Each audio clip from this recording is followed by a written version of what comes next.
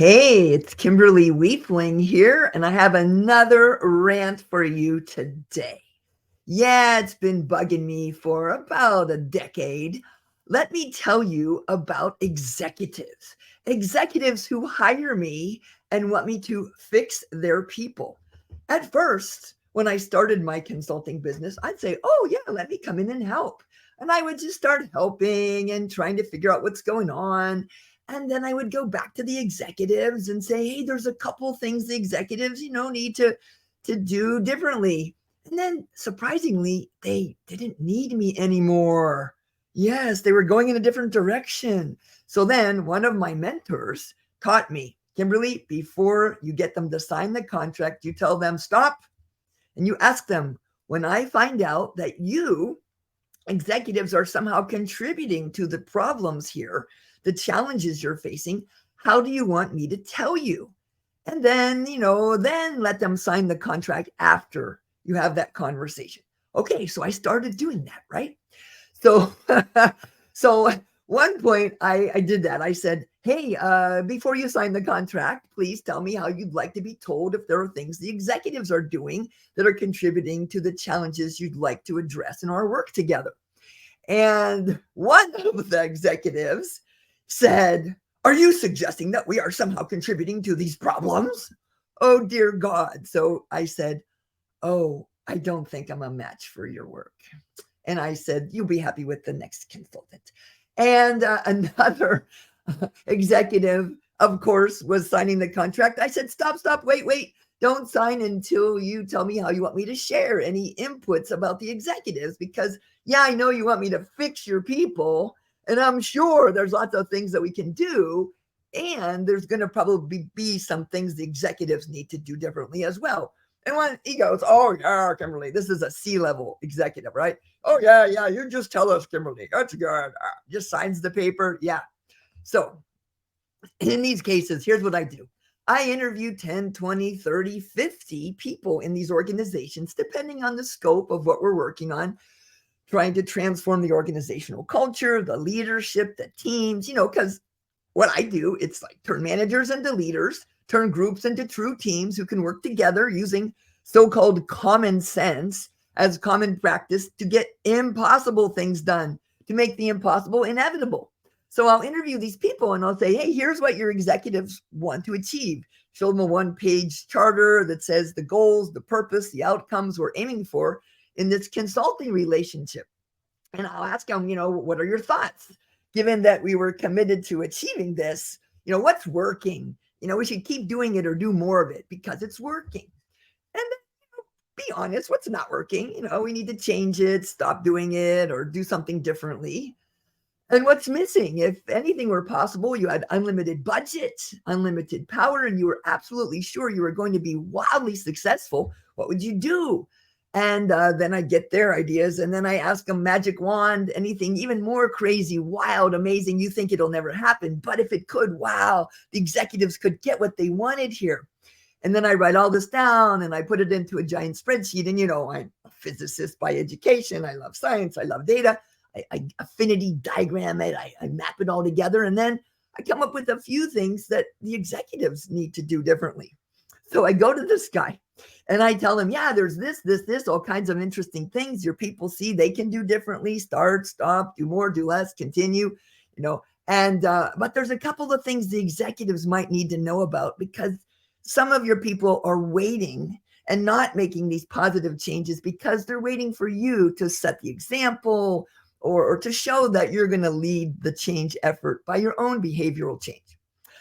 And this group, this guy, the C-level guy who said, oh yeah, Kimberly, hey, just tell us. I tell him, here's a few things the executives need to change in order to get more credibility with their people. You know what the first question he asks me is?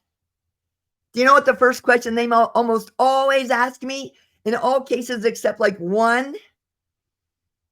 I tell them what their people said about the executives and how they need to change. The first question is, who said that? Really? That's the first thing you want to know if you're an executive whose people are saying, please, executives, we need you to lead the change. Who said that? And they know I can't tell them because it's anonymous interviews, by the way. That's how I get the trust of their people to tell me in the first place. In fact, in one case, I was followed out into the parking lot by one of the mid-level leaders in this company. And I was grabbed by the shoulder, grabbed kind of harshly, and pulled back. And I was told, nothing's going to change. This is a complete waste of time and money.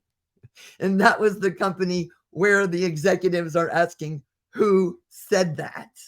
And after that, I was told the following week, oh, we're going in a different direction. Yeah, downhill, people, different direction.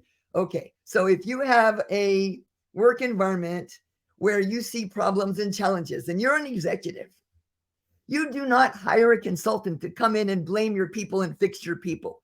The first thing you do is focus on what am I doing and how can I contribute to make a better positive change. That's why I carried the chicken.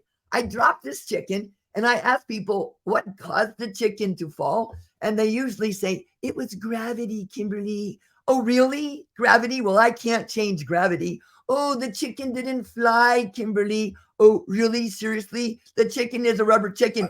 He can't fly. Oh, what would a leader say? Well, Kimberly, a leader would say, how did I contribute to the problem I let go? And how might I make a positive difference to positively impact the situation? Hold on to the freaking chicken. That's what a real executive says. So one huge company I worked with during the pandemic, I went to the president of the North America region and I said, hey, here's what your people are saying. And they don't really even know your vision for the future that you're so clear about. And he said, Kimberly, that's on me. Oh yeah, that is a real leader. That is an executive who understands that he is not a helpless victim. They are not a helpless victim. They are there to help and serve their people and support their people in achieving their shared goals. And when there's feedback, they look at it like a gift. Now, if you get a gift at the holidays or your birthday, you get the ugliest sweater you ever saw from your grandmother, and it is so ugly you can't imagine ever wearing it. What do you say to your grandma? Thank you. That's right. You say, thank you, grandma. And then you put the sweater in a closet and don't use it. But you don't accuse grandma of having bad taste or poor judgment. You accept it as a gift. Now, if you're an executive and you ever have the chance to get a gift of this kind of feedback about what's not working and what to change to work better and what your people dream of, if anything were possible, you will see that as the most precious gift. Because, well, one of the CEOs that I read about, he said, the day I got promoted, that's the last day anybody told me the truth, except for my spouse. Oh yeah, it's real hard to get the true information. Where you're an executive, people are scared of you. They're intimidated by your title. If they have a kid in college, a partner who doesn't work, a mortgage payment, they are not going to come to you and tell you what's really going on. It's just too dangerous, especially looking at me. I mean, I would say I have left hundreds of thousands of dollars on the table because I chose to be honest, do the right thing, and share what was going on with executives instead of kissing their butts. Yeah, I don't do that. Sorry, I'm not for hire in that way. I am there to turn managers into leaders, turn groups into true teams who can do impossible and make impossible inevitable.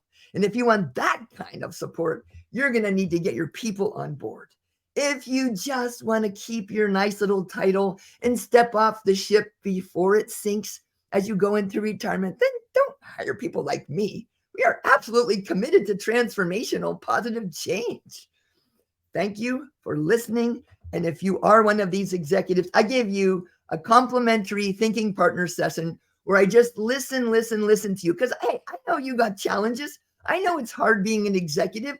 I know you've got plenty of problems that your people never know about, and you need some compassion and empathy too. I'm here to give that to you. I just want you to give it to your people as well. Thank you so much for listening. Woohoo! Stay scrappy, people.